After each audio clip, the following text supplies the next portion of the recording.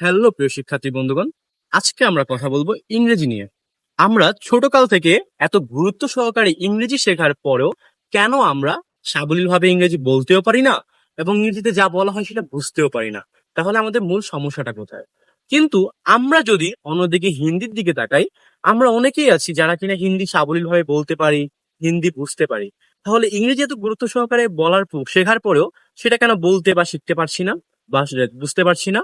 মূলত সমস্যাটা হচ্ছে, যে কোনো জিনিস যখন আমরা শিখতে চাই তখন আমরা সেটাকে শুনি, তারপর বুঝি এবং তারপর সেটা বলার চেষ্টা করি। কিন্তু যখন আমাদের ইংরেজি শেখানো হয় তার ধরনটি থেকে উল্টো।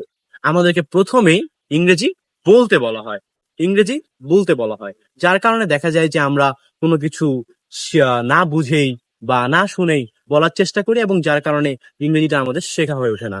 তাই আমি বলবো, তোমরা যদি ভালোভাবে ইংরেজি শিখতে চাও, ফ্লুয়েন্টলি ইংরেজি শিখতে চাও, তবে বেশি বেশি করে ইংলিশ মুভি দেখো, ম্যাগাজিন পড়ো, অথবা কার্টুন দেখো, অথবা নিউজ পেপার পড়ো। কেননা তাহলে তুমি প্রথমে শুনবে, পরে বুঝবে এন্ড তারপর অ্যাপ্লাই করবে। যার কারণে তোমাদের ইংরেজি শেখাটা আরো বেশি সহজ হবে। তোমাদের যদি এই ক্ষেত্রে ইংরেজি কার্টুন, ইংরেজি ম্যাগাজিন অথবা ইংরেজি মুভির কোনো ধরনের কোনো সোর্স অর্থাৎ লিঙ্ক প্রয়োজন হয়, তাহলে নিচে কমেন্ট করে জানাও, সেখানে আমি তোমাদেরকে প্রয়োজনীয় সোর্স দিয়ে সহায়তা করবো।